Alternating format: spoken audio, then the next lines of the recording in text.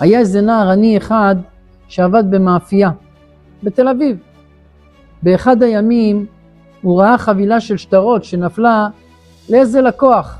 רבותיי יקרים, כמה זה קשה שבן אדם זקוק לכסף והוא רואה שמישהו נופל לו מהכיס, הוא הולך, לוקח את זה, שם את זה בכיס והכל בסדר, על מי מנוחות.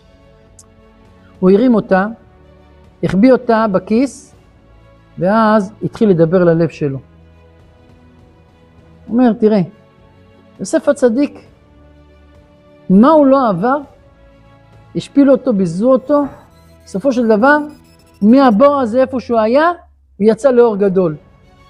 מיד באותו רגע, הוא החליט שהוא קורא לאותו בן אדם, הוא אומר לו, שלום אדוני, אני ראיתי שנפל לך מהכיס, סכום ככה וככה, אני רוצה להחזיר לך. הוא אומר לו, אתה יודע מי אני? הוא אומר לו, לא. הוא אומר לו, אני המנכ"ל של חברת ככה וככה. שנים חיפשתי בן אדם שיהיה אמין איתי ולא מצאתי.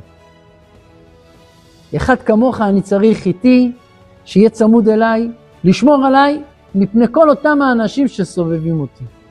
תדעו לכם רבותיי היקרים, מי שיש לו יצרים, מי שיש לו כל מיני דברים שהוא נכשל בהם, הקדוש ברוך הוא כל כך רוצה אותו קרוב אליו, יש יצר הרע שמפריד, הוא יוצר מלחמות, הוא יוצר כל מיני עיכובים, כל מיני דברים, אבל תדע לך ברגע שהכל ייגמר, אתה תזכה לשבת על כיסא רם ונישא, כמו שיוסף הצדיק ישב על כיסא רם ונישא והוא היה שליט, ככה אתה תזכה בזכות הוותרנות שלך, בזכות האמונה שלך, בזכות התמימות שלך.